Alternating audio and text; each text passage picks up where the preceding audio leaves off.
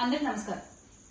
సత్యసాయి జిల్లా హిందూపూర్ నియోజకవర్గంలో ఈ రోజున వైఎస్ఆర్ కాంగ్రెస్ పార్టీ కార్యాలయంపై చాలా దారుణంగా దాడులు జరిగిన విషయం మీ అందరికి తెలిసే ఉంటుంది. పార్టీ ఒక్క విషయం అర్థం కావట్లేదు. మీరు చేసేటువంటి తప్పుల్ని ప్రశ్నిస్తే, మీరు చేసేటువంటి అన్యాయాన్ని క్వశ్చన్ చేస్తే రిటర్న్ లో ఇలా దాడులు చేస్తారా? మీరు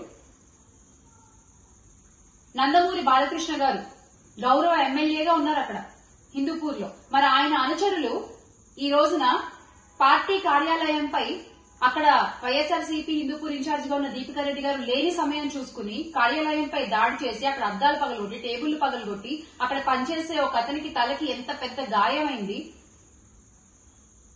ఏం చెప్దాం అనుకుంటున్నారు మీరు ప్రజలకి? ప్రశ్నిస్తే దాడులు, ప్రశ్నిస్తే కేసులు. ఈ రోజు జరిగిన దాడికి నందమూరి బాలకృష్ణ గారు ఏం సమాధానం చెప్తారు? దీనికి మీరే బాధ్యత వహించాలి. ఎందుకంటే జై బాలయ్య జై బాలయ్య అనుకుంటూ వాళ్ళు దాడులు చేసినవైనా మనం చూసాం చాలా క్లియర్ గా వీడియోలో. అక్కడ లోకల్ గా దీపికా రెడ్డి గారు లేరు అన్న విషయం తెలుసుకుని కావాలని ఉద్దేశపూర్వకంగా ఈ రోజున వైఎస్ఆర్ కాంగ్రెస్ పార్టీ కార్యాలయంపై హిందూపూర్ లో మీరు దాడులు జరిపించారు.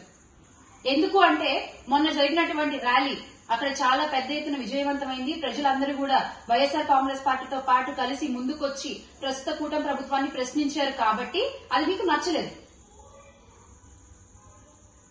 ఇంకెన్నాళ్ళు ఇలా క్వశ్చన్ చేస్తే కేసులు, క్వశ్చన్ చేస్తే దాడులు చేస్తూ ఉంటారండి? నాకు అర్థం కాదు. కూటమి ప్రభుత్వంలో ఉండేటువంటి నాయకులు మీ సాఫ్ట్వేర్ ని అప్డేట్ చేసుకునే టైం వచ్చింది. Please update your software.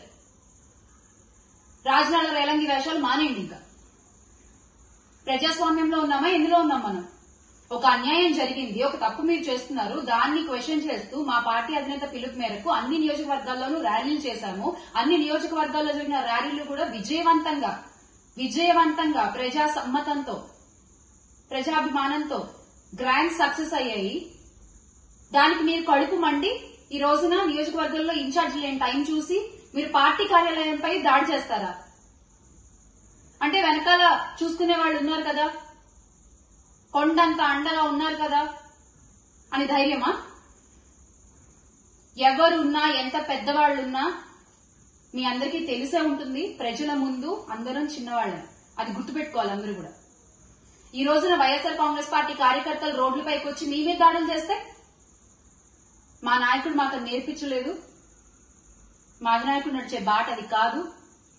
దయచేసి మా మౌనాన్ని, మా సహనాన్ని చేతకానితనం అని మాత్రం అనుకోవద్దు.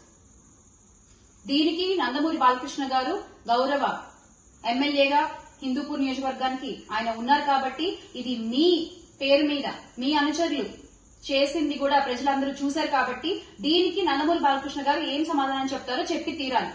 వి demand an answer from Balakrishna గారు.